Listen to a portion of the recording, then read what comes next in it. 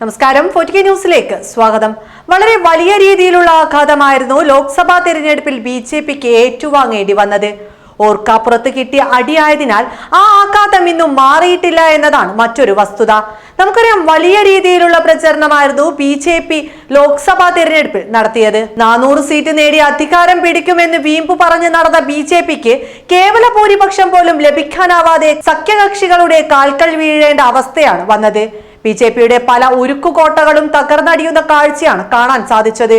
ഒരിക്കലും സ്വപ്നത്തിൽ പോലും ചിന്തിച്ചു കാണില്ല ഇങ്ങനെയൊരു അടി ഉണ്ടാകുമെന്ന്. എന്നാൽ ഇപ്പോഴത്തെ വിഷയം അതല്ല. ബിജെപിക്ക് 240 സീറ്റ് നേടാൻ കഴിഞ്ഞുവെങ്കിലും അതിൽ പലയിടത്തും തിരിമറി നടന്നിട്ടുണ്ട് എന്ന ഊഹാപോഹങ്ങൾ പല ഭാഗത്തു നിന്നും ഉയരുന്നുണ്ട്.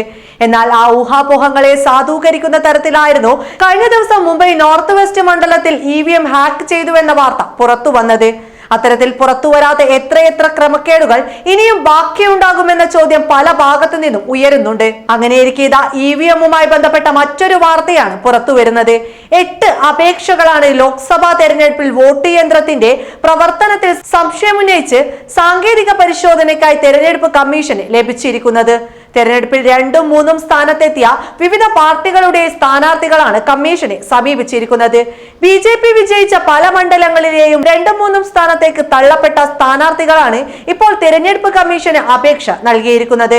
അതേസമയം വോട്ട് യന്ത്രത്തിനു പകരം ബാലറ്റിലേക്ക് തിരിച്ചു പോകണമെന്ന ഹർജി തള്ളിക്കൊണ്ടുള്ള സുപ്രീം കോടതിയുടെ ഏപ്രിൽ 26 ചരിത്ര വിധിയിലാണ് തെരഞ്ഞെടുപ്പ് ഫലത്തിൽ സംശയമുന്നയിക്കുന്ന സ്ഥാനാർത്ഥികൾക്ക് സാങ്കേതിക പരിശോധനയ്ക്ക് അനുമതി നൽകിയത്. രണ്ടാമതോ മൂന്നാമതോ എത്തിയ സ്ഥാനാർത്ഥികൾക്ക് ആവശ്യമെങ്കിൽ വോട്ട് യന്ത്രത്തിലെ ബെൽഡ് മെമ്മറി സെമി കൺട്രോളർ പരിശോധന നടത്താമെന്നായിരുന്നു വിധിയിൽ പറഞ്ഞിരുന്നത്. ഒരു ലോക്സഭാ മണ്ഡലത്തിലെ ഓരോ നിയമസഭയിലെയും 5% വരെ ബെൽഡ് മെമ്മറി സെമി കൺട്രോളർ പരിശോധനയ്ക്കാണ് കോടതി അനുവാദം നൽകിയത്.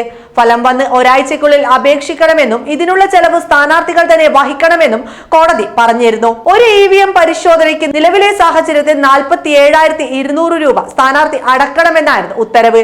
എന്നാൽ ഇത്രയും ഭീമമായ തുക നൽകി EVMിലെ അട്ടിമറി പരിശോധിക്കാൻ സ്ഥാനാർത്ഥികൾ തയ്യാറാവുന്നുണ്ടെങ്കിൽ അത്രയ്ക്കും കോൺഫിഡൻസ് അവർക്കുണ്ട് എന്നതാണ് സത്യം. വിജയിക്കാൻ സാധ്യത ഏറെയുള്ള സ്ഥലത്ത് നിന്ന് പിന്തള്ളപ്പെടുമ്പോൾ അവിടെ കൃത്രിമത്വം നടന്നു എന്നുള്ള ഉറച്ച ബോധം ഉള്ളതുകൊണ്ട് മാത്രമാണ് EVM പരിശോധിക്കണമെന്ന ആവശ്യവുമായി നിരവധി സ്ഥാനാർത്ഥികൾ ഇപ്പോൾ രംഗത്ത് വന്നിട്ടുള്ളത്. ഒരു പക്ഷേ കൃത്രിമം തെളിഞ്ഞാൽ അവർ കോടതിയെ സമീപിക്കുമെന്നതും വ്യക്തമാക്കിയിട്ടുണ്ട്. അങ്ങനെയെങ്കിൽ ജയം അസാധുവാക്കി ഒരു റീപോളിംഗ് തന്നെ നടത്തേണ്ടി വരും തെരഞ്ഞെടുപ്പ് കമ്മീഷൻ എന്നാണ് പുറത്തുവരുന്ന റിപ്പോർട്ടുകൾ സൂചിപ്പിക്കുന്നത്.